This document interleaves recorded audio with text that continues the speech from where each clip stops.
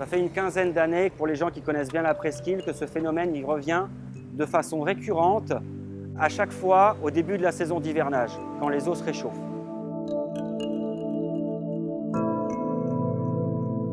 Donc aujourd'hui, maintenant, on sait que c'est Ostreopsis, on sait que c'est une microalgue toxique. Il faut un moment où les eaux sont calmes, donc ça veut dire pas de vagues, pas de vent. Et là, elle va se reproduire énormément. Elle va tapisser tout le fond de la mer, dans les petits fonds, dans le 0,2 mètres.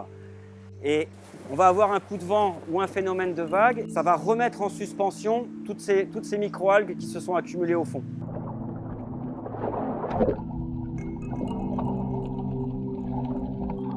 C'est là que ça va commencer à toucher tous les gens qui sont les riverains de Ngor ou les gens qui fréquentent les restaurants.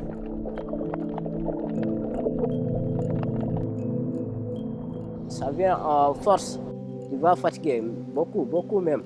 Mais chaque année, 2 ou 3 fois, ça va nous arriver ici.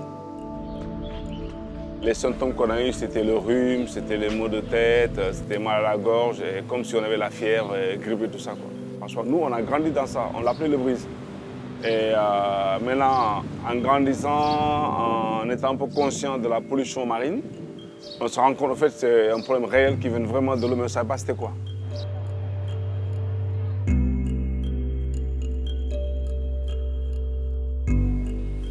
Ils ont vraiment trouvé ça intéressant parce que ça leur permettait de mettre un nom sur un phénomène. Ils se rendaient compte que ça arrivait, mais qu'ils ne pouvaient pas, voilà, donc, dire c'était dû à quoi.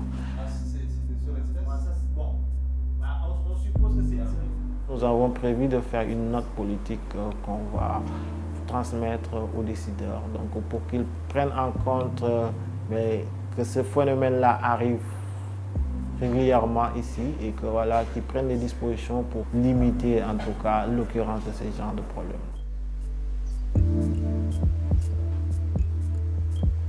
C'est l'originalité de cette toxine et de cette algue, c'est que cette toxine, sans aller dans l'eau, vous pouvez être contaminé.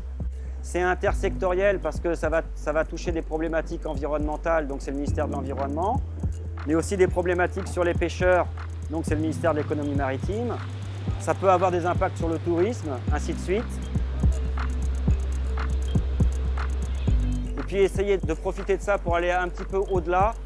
On voudrait aussi coupler le suivi de ces microalgues toxiques avec le suivi de la pollution marine.